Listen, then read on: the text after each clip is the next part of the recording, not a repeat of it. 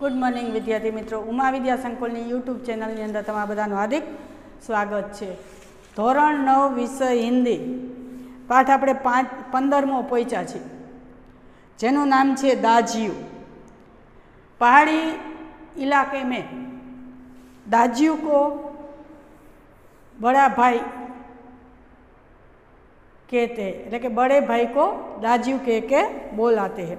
तो इस पाठ में एक ऐसे बड़े भाई की बात है कि जिसका कोई संबंध नहीं है, तो भी एक छोटा सा लड़का अपने पहाड़ी विस्तार का कोई अजनबी उसको मिलता है और उसमें उसको अपने बड़े भाई की छवि दिखाई देती है और लागणीशील होने के कारण वह उसको दाजियू दाजियू कहकर बुलाते हैं। तो इस पाठ में कभी कभी हम कहीं भी जाते हैं और उसमें कई तरह के लोग मिलते हैं, तो उसको साथ हमको कैसा कैसा अनुभव होता है और कई लोग होने के कारण भी हम कभी कभी अकेलापन महसूस करते हैं। ऐसा लगता है कि हमारा यहाँ कोई नहीं है और कई बार कोई एक दो लोग होने के बावजूद भी हम अपने आप को अकेला नहीं समझते, क्योंकि उसके साथ हमारी ऐसा संबंध, ऐसी लागणी, निकटता हो जाती है कि हमको लगता ही नहीं कि हम अकेले हैं। तो ऐसा ही एक पाठ का थोड़ा सा भाग इस पाठ में है। एक चाय की होटल है, ढाबा है, वहाँ एक बॉय, मतलब कि जो काम करता है उसको बॉय कहकर पुकारते हैं। तो बॉय है, वो वहाँ काम करता है। तो वो कैसा है? गोरा चट्टा रंग है, नीली सफ़ाक आँखें है, सुनहरे बाल है और उसमें इतनी स्फूर्ति है कि वो एक सेकंड में तो कहीं भी पहुंच जाता है। उसके शरीर में आलस्य नहीं है, वो हर बार दौड़ दौड़ कर अपना काम कर रहा है। वहाँ एक दिन जगदीश बाबू नाम का एक लड़का, एक भाई आता है, तो वो उसको चाय का ऑर्डर देता है। ऐसा लगता है कि कई दिनों से उस जगह कोई आए, इसकी राह देखता होता है। तो एक सेकंड में तो मदन, उसका बॉय का नाम होता है मदन, तो उसने जो जगदीश बाबू थे उसको पूछता है कि क्या तुम्हारा ऑर्डर क्या है, ऑर्डर लेने के लिए आते हैं। तो उसने चाय मंगवाई। चाय मंगवाने के साथ तो वो चला गया और दूसरी सल वहाँ आ गया। ऐसे थोड़े दिन गुजर जाने के बाद एक दिन जगदीश बाबू उसको पूछता है, तुम्हारा नाम क्या है? परिचय करते हैं दोनों एक दूसरे के साथ। तो उसको पूछता है तुम्हारा नाम क्या है? तो वो बोलता है मदन है। तो तुम कहाँ के रहने वाले हो? तो वो बोलता है पहाड़ का। तो उसको मालूम नहीं होता कि पहाड़ कितने होते हैं, उसको तो कि एक ही पहाड़ होता है। तो जगदीश बाबू उसको पूछता है कौन से पहाड़ के? दार्जिलिंग, मसूरी, शिमला, अल्मोड़ा, कहाँ का? तो वो तुरंत बोलता है अल्मोड़ा। तब उसको मालूम पड़ता है कि गांव में और पहाड़ों में बहुत सा अंतर होता है। तो कि अल्मोड़ा में कहाँ का रहे हो?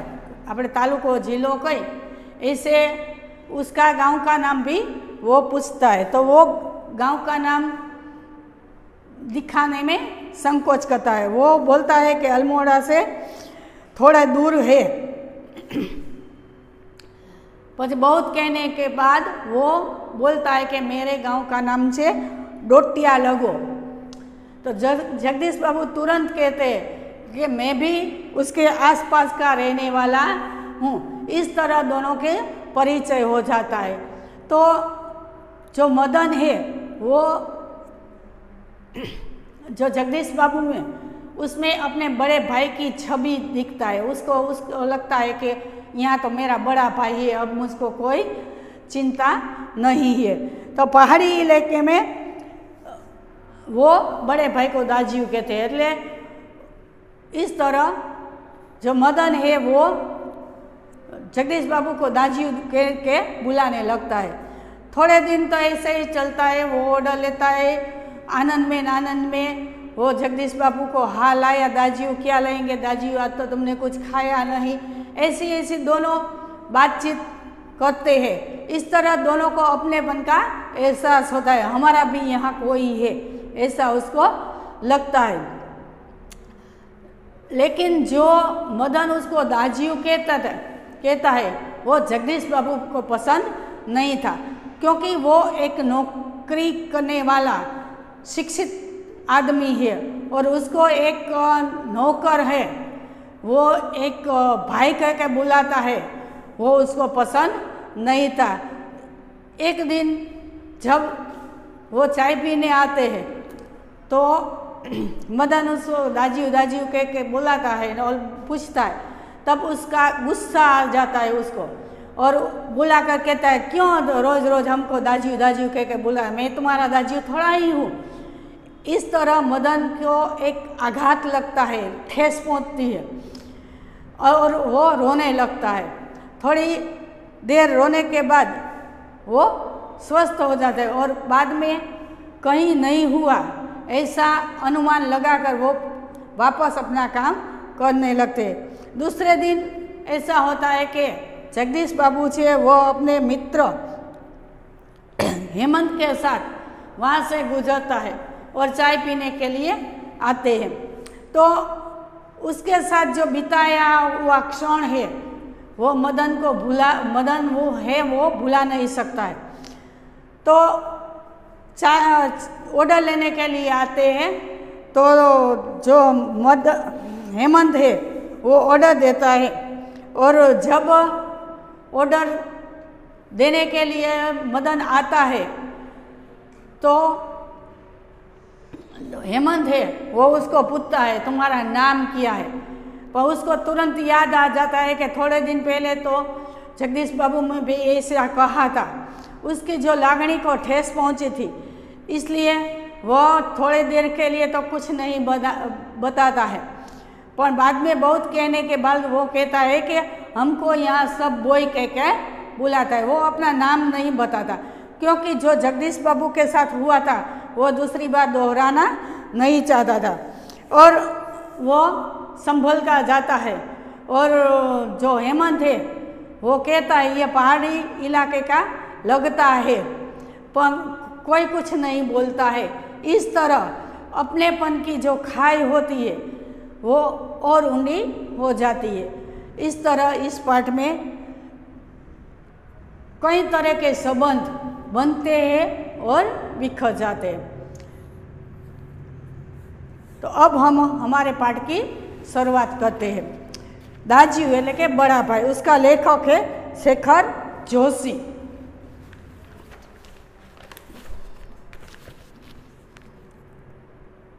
शेखर जोशी का जन्म 10 सितंबर 1932 को अल्मोड़ा के ओलिया गांव नामक स्थान पर हुआ। आपने केकड़ी एवं अजमेर में स्कूली शिक्षा प्राप्त की। लगभग 30 वर्षों तक इलाहाबाद के निकट एक सैनिक औद्योगिक प्रतिष्ठान में कार्यरत रहने के बाद आप स्वतंत्र लेखन कर रहे हैं। आपके चर्चित कहानी संग्रह है कौशिकी का घटबार, साथ के लोग, दाजियू, हलवाहा एवं नौरंगी बीमार है, आपको आपकी आदमी और कीड़े कहानी को 1955 में धर्मयुग द्वारा आयोजित कहानी प्रतियोगिता में प्रथम पुरस्कार प्रदान किया गया। नई कहानी आंदोलन में चर्चित कथाकार महावीर प्रसाद द्विवेदी पुरस्कार और पहल सम्मान में सम्मानित दाजियू कहानीकार चिल्ड्रन फिल्म सोसाइटी द्वारा फिल्म का निर्माण। दाजियू पर एक फिल्म भी बनाई गई है। दाजियू कहानी बाल श्रमिक पर लिखी गई कहानी है। बाल श्रमिक એટલે जो नानी वय में जो काम करते हैं, छोटे छोटे बच्चे जो काम पर लग जाते हैं, वो श्रमिक युवक की कहानी है, बालक की। मदन एक पहाड़ी बालक है जो पेट की आग बुझाने के लिए शहर में आकर एक होटल में काम करता है। भोलेपन में जिसे वह अपना दाजी अर्थात बड़ा भाई समझने लगता है, वही किस प्रकार एक दिन उसके बाल मन पर आघात कर जाता है, इसका मार्मिक चित्रण इस कहानी में हुआ है। तो अब सब अपनी अपनी किताबें अच्छी तरह से खोल कर रखिए। यहाँ कई शब्दार्थ लिखे हैं, मुहावरे लिखे हैं, वो आपको याद रखना है। चौक से निकलकर बाईं ओर जो बड़े साइन बोर्ड वाला छोटा कैफे है, वही जगदीश बाबू ने उसे पहली बार देखा था। चौक એટલે खुली जगह, એની અંદર જે સાઇન બોર્ડ એટલે જે બોર્ડ લગાવવામાં આવ્યું જાહેરાત માટેનું, એના જે કેફે છે, જે ચાની હોટલ, यहाँ जगदीश बाबू એને पहला જોયો तो कैसा था ये याद रखना है। गोरा चट्टा रंग, नीली सफ़ाक आँखें, सुनहरे बाल और चाल में एक अनोखी मस्ती पर शिथिलता नहीं। એટલે રૂપાળો હતો, એની સ્વચ્છ ને મોટી આંખો હતી, સોનેરી રંગના બાળ હતા અને એનામાં ગજબની સ્ફૂર્તિ હતી અને આળસ તો જરા પણ નહોતી। कमल के पत्ता पर फिसलती हुई पानी की बूंद की सी स्फूर्ति એટલે કમળનું ફૂલ હોય એના ઉપર જે ઝાકળનું બિંદુ આવે છે, એ જેવું લપસીને પડી જાય, ઝડપથી વયું જાય, એટલી સ્ફૂર્તિ એનામાં હતી। आँखों की चंचलता देखकर उसकी उम्र का अनुमान केवल 9-10 वर्ष की लगाया जा सकता है। एनी जे चंचलता है एना उपरथी एवं लगे कि लगभग 9-10 वर्षनो हशे और शायद यही उम्र उसकी रही होगी, कदाच एटलो ज हशे। अधजली सिगरेट का एक लंबा कस खींचते हुए जब जगदीश बाबू ने कैफे में प्रवेश किया तो वह एक मेज पर से प्लेट उठा रहा था।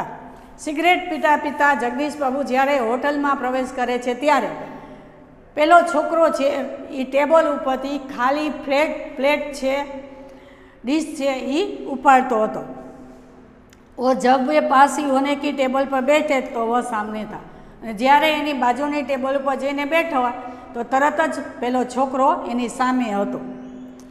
मानो घंटों से उनकी उस स्थान पर आने वाले व्यक्ति की प्रतीक्षा कर रहा हो, जाने के કેટલાય કલાકથી એ ટેબલ પર કોક આવે, હું એનો ઓર્ડર લઉં એવી રાહ જોઈ રહ્યો હોય। वह कुछ बोला नहीं, सामे आવીને ઊભો રહી જાય છે, પોતે કાંઈ બોલતો નથી। हाँ, नम्रता प्रदर्शन के लिए थोड़ा झुका और मुस्कुराया पर था। पोते नैमो नमस्कार कर्यो अने हंसो, पर उसके इसी मौन से जैसे सारा मीनू समाई एटलो एने आदर आप्यो એટલે કે નમસ્કાર કર્યો અને હંસો, એના ઉપરથી જ બધો અર્થ સમજાઈ જાય છે કે પોતે ઓર્ડર લેવા આવ્યો છે। સિંગલ ચાय એટલે કે એક ચાय का ऑर्डर पाने पर वह एक बार पुनः मुस्कुरा कर चल दिया और पलक झपटते ही चाय हाजिर थी। एक चाનો ऑर्डर आपे छे અને ફરીથી પાછો પોતે હસી અને એનો આભાર વ્યક્ત કરીને જાય ને બીજી જ ક્ષણે તો પોતે ત્યાં ચાય લઈને હાજર થઈ જાય છે। મનુષ્ય की भावनाएं बड़ी विचित्र होती है। માણસની એક લાગણી છે ને એ બહુ વિચિત્ર છે, એટલે કે એને સમજવી મુશ્કેલ છે, કોઈના માનસપટને ઓળખવું મુશ્કેલ છે। निर्जन एकांत स्थान में निसंग होने पर भी कभी कभी आदमी एकाकी अनुभव नहीं करता। निर्जन એટલે કે સુનસાન જગ્યામાં પણ ઘણીવાર રહી અને માણસ પોતાને એકલો છે એવો અનુભવ નથી કરતો, કારણ કે એક બે વ્યક્તિ હોય તો પણ એની સાથે આત્મીયતા બંધાઈ જાય છે। लगता है इन एकाकीपन में भी सब कुछ कितना निकट है, कितना अपना है। आ जे एकाकीपन છે, એકલાપણું છે, એમાં પણ ઘણી વખત માણસને એવું થાય છે કે અહીંયા ઘણું બધું મારું પોતાનું છે, ઘણા બધા મારા પરિચિત લોકો છે। परंतु इससे विपरीत कभी कभी सैकड़ों नर नारियों के बीच जनरव वातावरण में रहकर भी सूनेपन की अनुभूति होती है। बीजी बाजू घणी वखत एवं थाय छे, घणा बधा माणसो भेगा थया होय छे, खूब शोरबको थतो होय छे, एवा वातावरणमां पण घणी वखत माणस पोताने एकलो अनुभव करे छे, लाचारी अनुभव करे छे कि अहींया मारुं कोई छे नहीं। लगता है जो कुछ है वह पराया है, छे घणा बधा लोको पण मारुं कोई नथी, आ तो कोक अजाण्या ज छे।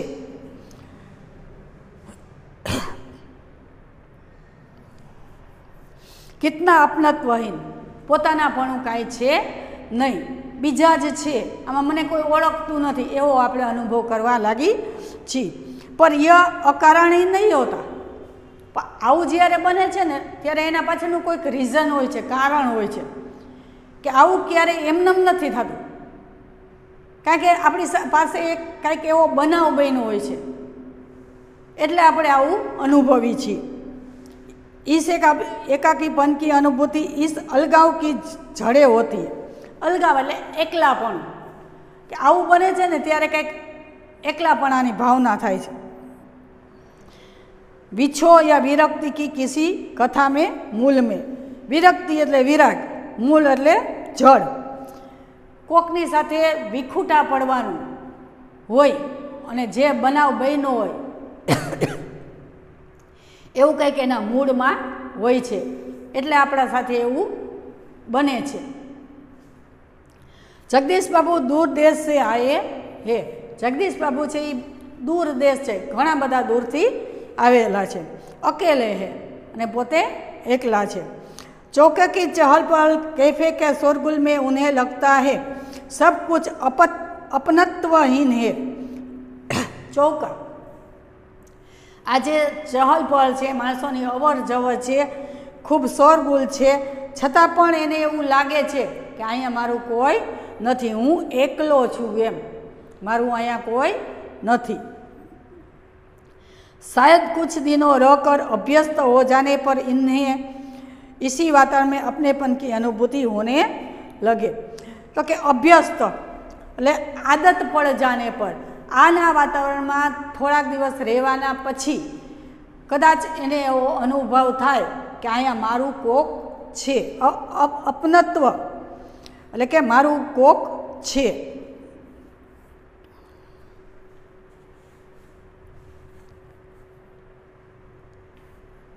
लगता है यह अपना नहीं, अपनेपन का सीमा से दूर कितना दूर है, એટલે પોતાનાપણાથી કેટલું બધું दूर છે। और तब उन्हें अनायास ही याद आने लगते हैं, પછી એને પોતાનાપણું લાગવા લાગે છે। अपने आप પોતાની જાતે જ પોતાને એવું લાગવા માંડે છે કે અહીંયા પણ મારું કોક છે। ત્યારે શું થાય છે? ત્યારે याद आने लगते अपने गांव पड़ोस के आदमी। આવું જ્યારે થવા માંડે છે ત્યારે કોણ યાદ આવે છે? પોતાના ગામના માણસો, પોતાની આજુબાજુમાં રહેવા માટે પોતાના મિત્રો, પોતાની કોલેજ, એના વિદ્યાર્થી, પછી પોતાનું મિત્રમંડળ, આ બધું એને યાદ આવે। अपने गांव की पड़ोस के आदमी, स्कूल कॉलेज के छोकरे, अपने निकट सर के कैफे होटल अने चानी अने नाસ્તાની હોટલો, आ बधुं एने याद आवा मांडे छे। चाय साहब झोलो चाय देवा आपे छे।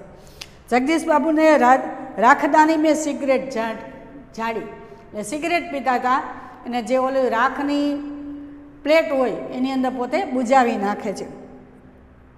उन्हें लगा इन शब्दों की ध्वनि में वही कुछ है जिसका रिक्तता उन्हें अनुभव हो रही है। रिक्तता एटले खालीपन।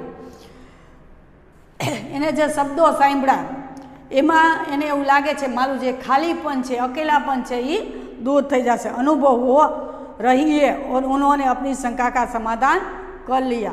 એને તરત ઓલાના અવાજથી એવું લાગે છે કે આ તો કોક આપણા ઇલાકાનો એટલે કે આપણા એરિયા બાજુનો છે એમ। તો એને એવું લાગે છે કે મારું જે અકેલાપન છે ને એ હમણાં જ दूर થઈ જશે। क्या नाम है तुम्हारा? પછી એની સાથે परिचय करे छे। तारू नाम शू छे? मदन। अच्छा नाम, अच्छा मदन तुम कहाँ के रहने वाले हो? હવે પૂછે છે કે તું ક્યાંનો રહેવાવાળો છે?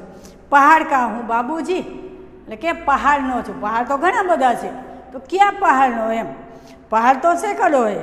આબુ, દાર્જિલિંગ, આ બધા પહાડના નામ યાદ રાખજો. आबू, दार्जिलिंग, मसूरी, शिमला, अल्मोड़ा. तुम्हारा गाँव किस पहाड़ में है? आ बधा पहाड़ ज छे, तो तारू गाम छे ई क्या पहाड़ में छे? इस बार शायद उन्हें पहाड़ और जिले का भेद मालूम हो गया. हवे एने खबर पड़ी. आ एक प्रश्न है कि केवी रीते एने खबर पड़ी कि गाम अने जिल्लो, पहाड़ अने जिल्लो अलग अलग छे. मुस्कुराकर बोला, अल्मोड़ा साहब, अल्मोड़ा. क्या गाम पहाड़नो हतो? क्या विस्तारनो हतो? तो अल्मोड़ानो. अल्मोड़ा में कौन सा गाँव ने? हवे अल्मोड़ा नी अंदर तारू गाम क्यों छे? आपणे पहला एम कहीए ने के राज्य, देश, देश पछी राज्य, राज्य पछी जिल्लो, जिल्लो पछी तालुको, तालुकानुं गाम आवे आपणुं. एवी रीते आने पण पूछे छे कि तारू गाम क्यों, अल्मोड़ानी अंदर तारू गाम क्यों छे? विशेष जानने की गरज से जगदीश बाबू ने पूछे. हवे एम थयुं पोते ई बाजुनो ज छे, तेने वधारे जाणवानी ઈચ્છા થઈ અને પોતે કહે છે કે તો તારું ગામ ક્યું છે? इस प्रश्न ने उसे संकोच में डाल दिया. હવે જે બાળક હતો મદન હતો એને પોતાના ગામનું નામ દેવામાં संकोच अनुभवतो હતો. शायद अपने गांव की निराली संज्ञाने के कारण उसे संकोच हुआ था. એવું કંઈક બન્યું હશે કે એવી કંઈક લાગણી હશે જેથી કહી અને પોતે પોતાનું ગામનું નામ લેવામાં સંકોચ અનુભવતો. इस कारण टालता हुआ सा बोला, वह तो बहुत दूर है साहब, अल्मोड़ा से 15-20 मील. એટલે કે એ તો બહુ દૂર છે, અલ્મોડાથી 15-20 મીલ આઘું છે. એટલે પોતાના ગામનું નામ એને લેવું નહોતું. फिर भी नाम तो कुछ होगा ही, છતાંય નામ તો કંઈ હશે ને? જગદીશ બાબુને જાણવાની तीव्र इच्छा હતી એમ. જગદીશ બાબુને જોર દેકર પૂછા. खूब आग्रह कर्यो એટલે પછી એનું નામ દીએ છે. શું છે? ડોટિયા लगो व सकुंचाता हुआ सा बोलो. डोटिया लगो गामનું नाम છે. जगदीश बाबू के चेहरों पर पुती हुई एकाकीपन की स्याही दूर हो गई. એના ઉપર જે એકલતા પણ હતું એ દૂર થઈ જાય છે, કારણ કે પોતે પણ એ બાજુનો જ છે. जब उन्होंने मुस्कुराकर मदन को बताया कि वे भी उसकी निकटवर्ती गांव के रहने वाला है, पोते पण जे डोटिया लगो छे एनी नजीकना ज गामनो रहेवावाळो छे, तो लगा जैसे प्रशंसा के कारण अभी मदन के हाथ से ट्रे गिर पड़े. ट्रे लईने आवतो तो ज्यारे एने खबर पड़े छे कि आ तो मारा बाजुना ज गामनो छे, तो एटलो आनंदमां आवी जाय छे, एटलो हरखमां आवी जाय छे કે એ કૂદકો મારી જાય છે. તો જાણે કે હમણાં જ એના હાથમાં જે ટ્રે હતી એ પડી જાય. उसके मुँह से शब्द निकलना चाह पर भी न निकल सके. એ એક કામ આનંદની લહેરખીમાં એક રાડ પાડવા જતો તો પણ પાડી શક્યો नहीं. खोया सा वह अपने अतीत की ओर फिर लौट कर देखने का प्रयास कर रहा हो. जाने के पोतानी अतीत साथे एने कंईक एवो बनाव बन्यो छे કે જે ફરી ફરીને પોતાના ભૂતકાળની અંદર જતો રહે છે અને એ બધું યાદ કરે છે. અતીત એટલે પહેલાં એનું જે અતીતને યાદ કરે છે એમાં શું હતું એ જોજો. અતીત, ગામ, ઊંચી પહાડિયા, નદી. શું છે? ઊંચા ઊંચા પહાડો, નદી.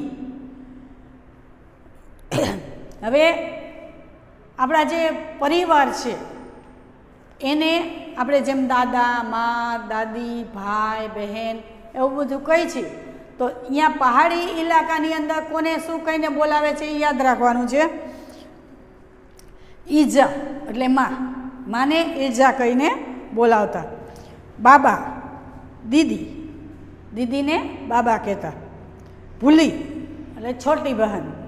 દાજીઓ એટલે બડા ભાઈ. આ બધું યાદ રાખવાનું છે. मदन को जगदीश बाबू के रूप में किसकी छाया निकट जान पड़ी?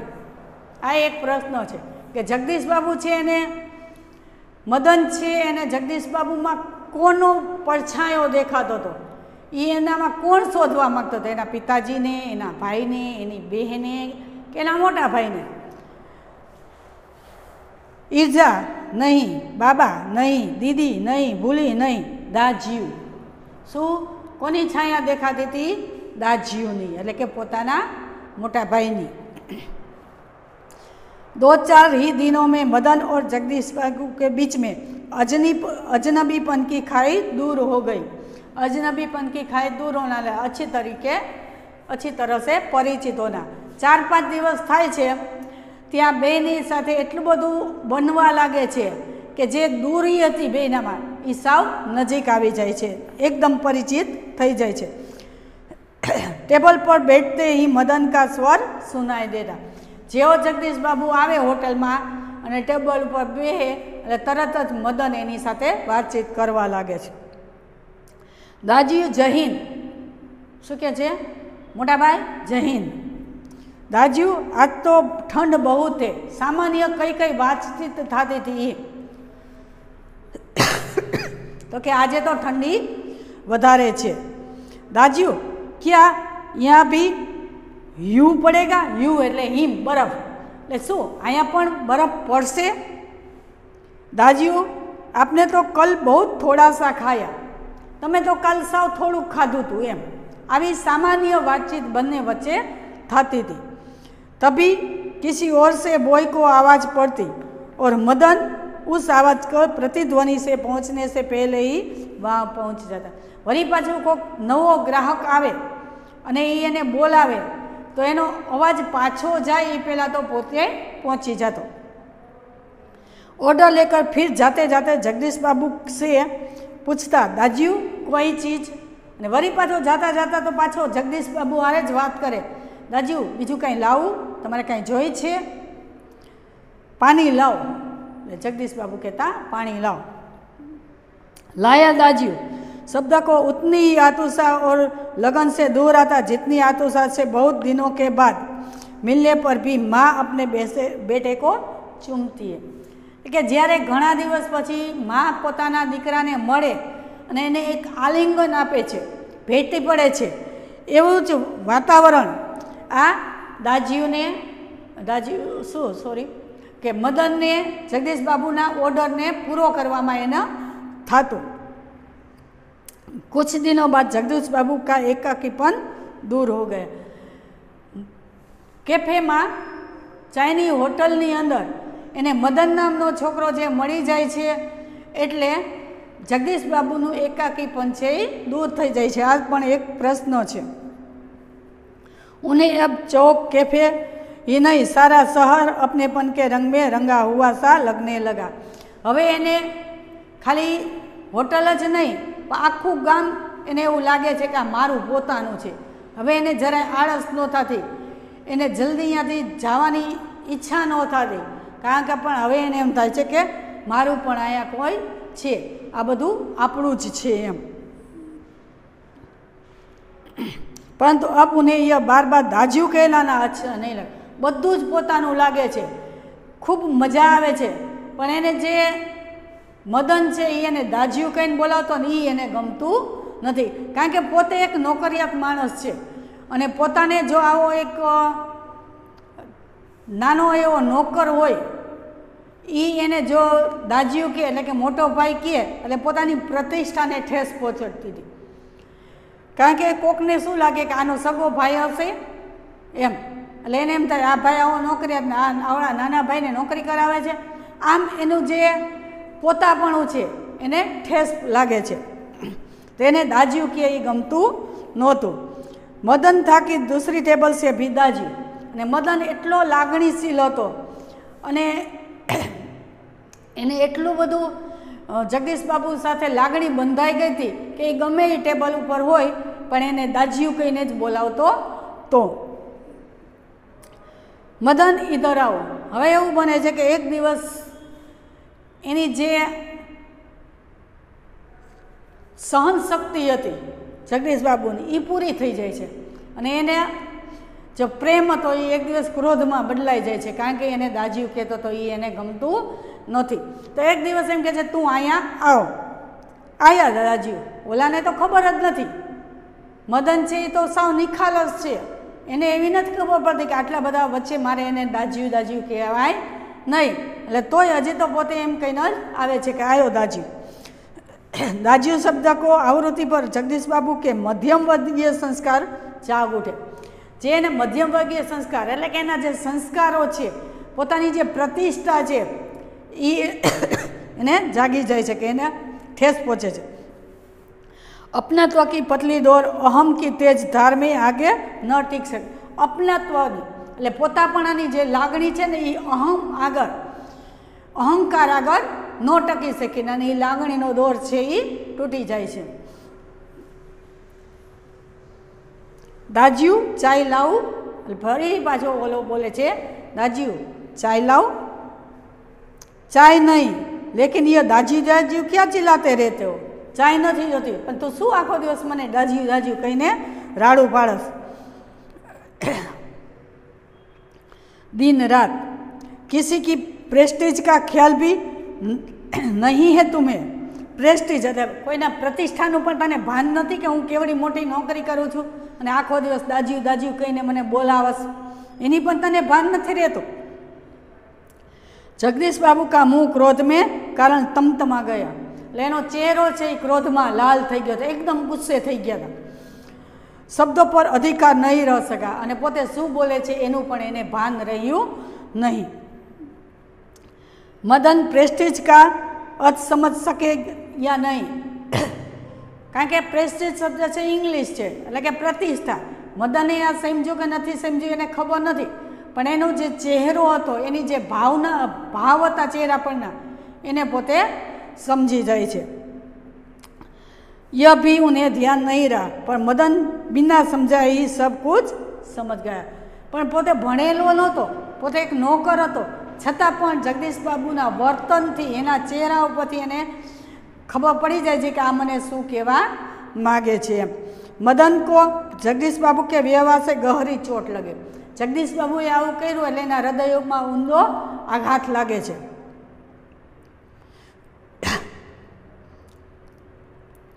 मैनेजर से सिर दर्द का बहाना कर वह घुटनों में सर दे कोठरी में शीशकिया भर भर कर रोता रहा. જે મેનેજર હતો, જેની આ પોતે કામ કરતો, એને એમ કહે છે મને માથું દુખે છે, બાનું કાઢી અને પોતાના રૂમ હતો એમાં ગયો જાય છે અને બે પગ વચ્ચે માથું રાખી અને જોર જોરથી રડવા લાગે છે. घर गांव के बहुत ऐसी परिस्थिति में मगन का जगदीश बाबू के प्रति આત્મીયતા પ્રદર્શન સ્વાભાવિક ही था. પોતે પોતાના ઘરથી ખૂબ દૂર હતો અને પોતે એક નાનો હતો. આવા અજાણ્યા એરિયામાં જ્યારે કોઈ પોતાનું મળે ત્યારે એને જે આશ્વાસન મળે છે એ એને આ જગદીશ બાબુમાંથી મળ્યું હતું એમ. અને એની બાજુ આકર્ષાય, એના સાથે લાગણી બંધાઈ જાય એ સ્વાભાવિક હતું. इसी कारण आज प्रवासी जीवन में मैं पहली बार उसे लगा जैसे किसी ने उसे ईजा की गोदी से, बाबा की बाहों से और दीदी की आंचल की छाई में बलपूर्वक खींच लिया हो. આજે એને એવું લાગ્યું કે એની માના ગોદમાંથી, એના બાબા એટલે મોટી બેનના હાથમાંથી અને નાની બેનના પાલવમાંથી એને કોકે ખેંચી અને દૂર ફેંકી દીધો એવું પોતે અનુમાન લાગે. એટલે પોતાના બધા જ ખૂબ દૂર જતા રહ્યા એવી લાગણી એને અનુભવાય છે.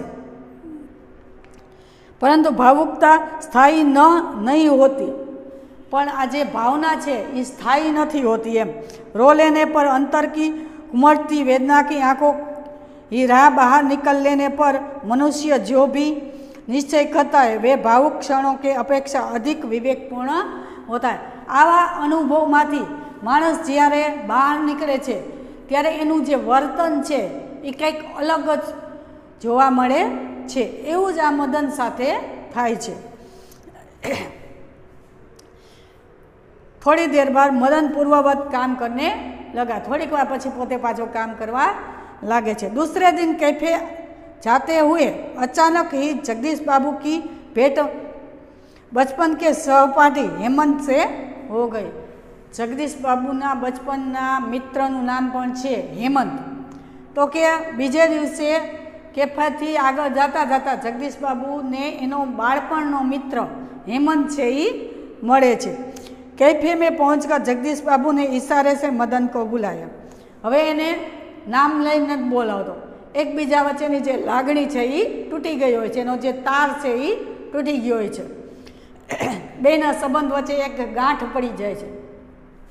એટલે મદન બાબુ છે એ મદનને જગદીશ બાબુ છે એ ઈશારાથી બોલાવે છે. परंतु उन्हें लगा जैसे वह उनसे दूर दूर रहने का प्रयत्न कर रहा हो.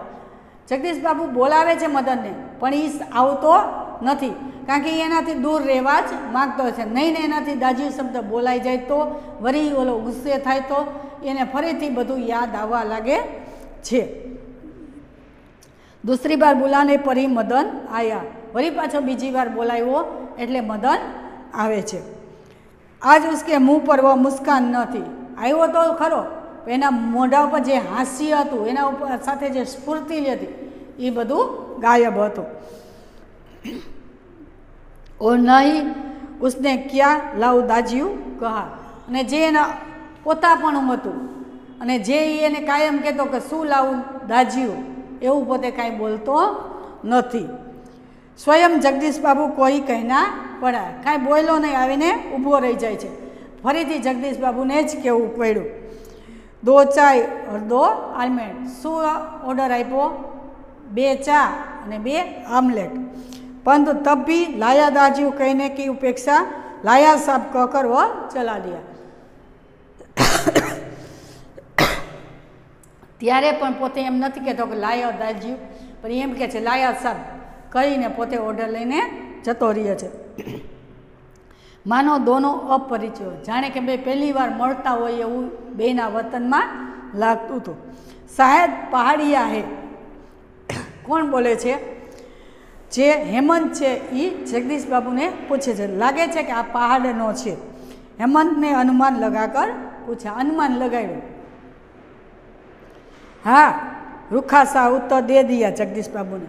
पोते जाने छे छतां पण एम कहे छे हाँ पहाड़नो छे एम. और वार्तालाप का विषय ही बदल दिया. अने पछी बीजी वात करवा लागे छे, कारण के एने फरीथी पाछो पोतानो जे अनुभव थयो तो एने दोहरावो नहोतो, एटला माटे. मदन चाय ले आया था. क्या नाम है तुम्हारा लड़के? हेमंत ने कहा. एहसान चढ़ा के की गरज से. पोते एनो एहसान करतो होय एवी रीते पूछे छे तारुं नाम शुं छे. आ पण एक प्रश्न छे कि मदन एने शुं जवाब आपे छे. कुछ क्षणों के लिए टेबल पर गंभीर मौन छा गया. थोड़ीक वार टेबल पर कोई कहीं बोलतुं नथी. जगदीश बाबू की आंखें चाय की प्याली पर ही झूकी रह गई, कारण के पोते खोटું કર્યું છે એનો પોતે ક્ષોભ અનુભવે છે.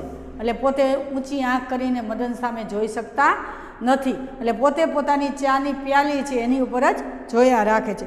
મદન की आंखों में सामने विगत स्मृतियाँ घूमने लगी. જ્યારે જગદીશ બાબુને પોતે પહેલી વખત મળ્યો હતો ત્યારથી અત્યાર સુધીનો જે બનાવ બન્યો હતો, જે જગદીશ બાબુ એને ખીજાણા હતા, આ બધું જ એના ઓલા ફિલ્મની પટ્ટીની જેમ એક પછી એક બધું જ એની સામે નજર સામે प्रत्यक्ष थाय छे, એટલે કે દેખાય છે. जगदीश बाबू का एक दिन ऐसे ही नाम पूछना.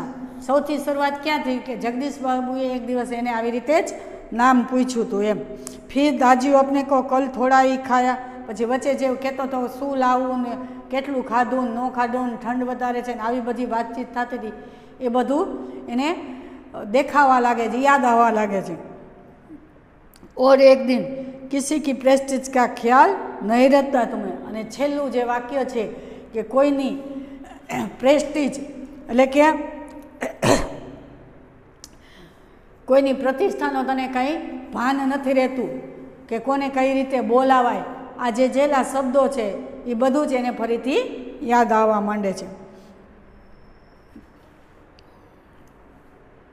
जगदीश बाबू ने आंखें उठाकर मदन की ओर देखा. उन्हें लगा जैसे अभी वह ज्वालामुखी सा फूट पड़ेगा. જ્યારે જગદીશ બાબુએ મદન સામે જોયું ત્યારે એને એવું લાગે છે કે હમણાં જ અત્યંત ક્રોધની અંદર પોતે બોલશે અને રાડ પાડીને કહેશે એમ. हेमंत ने आग्रह के स्वर में दोहराया. क्या नाम है तुम्हारा। फरीथी पाछो हेमंत छे एने पूछे छे के तारू नाम शुं छे, पण एने जे ठेस पहोंची थी जगदीश बाबूथी એટલે પોતે પોતાનું નામ પણ સાચું બતાવતો નથી। બોય કહેતે સબ મુજે, શું જવાબ દે છે કે અહીંયા બધા મને બોય કહીને જ બોલાવે છે, બોય નામથી જ મને બધા ઓળખે છે। संक्षिप्त सा उत्तर देकर वह मुड़ गया, नानो एवो जवाब आपीने पोते जतो रहे छे। आवस में उसका चेहरा लाल होकर और भी अधिक सुंदर हो गया था। गुस्सामां ने गुस्सामां एनो चेहरो छे ई लाल थई गयो तो अने पोते जतो रह्यो छे अने वधारे सुंदर लागवा लागे छे। आम आ पाठनी अंदर एक अपनापन छे अने ई अपनापन ज्यारे आपणे चोट पहोंचाडे छे, एक आघात आपे छे त्यारे माणसना हृदय पर केम जाणी नानुं बाळक नथी एना हृदय पर जे ऊंडी छाप पाड़ी जाय छे ई आ पाठनी अंदर छे। तो अहींया आपणो आ पाठ पूरो थाय छे। आपणे परीक्षानी अंदर कोर्सनी अंदर 1 થી 15 पाठ छे, याद राखजो। एनी अंदर 8मो पाठ, 13मो अने 14मो नथी। फरीथी कहूं छुं 1 થી 15 पाठ छे, एनी अंदर 8मो छे, 13मो छे अने 14मो पाठ कोर्समां नथी। बाकी बधुं पाकું करवानुं छे। आखी नवनीत पाकी करवानी छे। निबंध, पत्र अथवा वार्ता, फकरो आ बधुं तमारे परीक्षा लक्षी पाके करवानुं छे। आ पाठनी अंदर जे होमवर्क छे एनी अंदर तमारे पाकी बुकमां लखवानुं छे। पाठ 15 स्वाध्यायनो प्रश्न पहेलो, बीजो ने त्रीजो।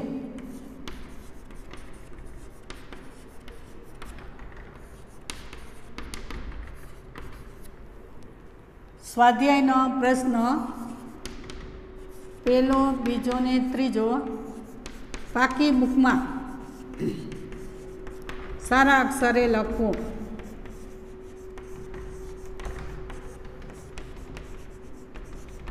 याद राखजो, फरीथी कहूं छुं। पाठ 15 स्वाध्यायना प्रश्न पहेलो, बीजो ने त्रीजो पाकी बुकमां सारा अक्षरे लखवा। फरीथी रिपीट करी दऊं छुं। परीक्षामां 1 થી 15 पाठ छे, एनी अंदर 8मो नथी, 13मो नथी ने 14मो नथी। बाकीनुं बधुं ज नवनीतमांथी एको एक प्रश्न पाका करवाना छे, व्याकरण सहित। काव्य पण पहेलुं ने 10मुं पाकું करवानुं छे काव्य पंक्ति माटे। तो हवे पछीना नेक्स्ट पीरियड में मळशुं त्यारे आना पछीना पाठनी चर्चा करीशुं। तो आ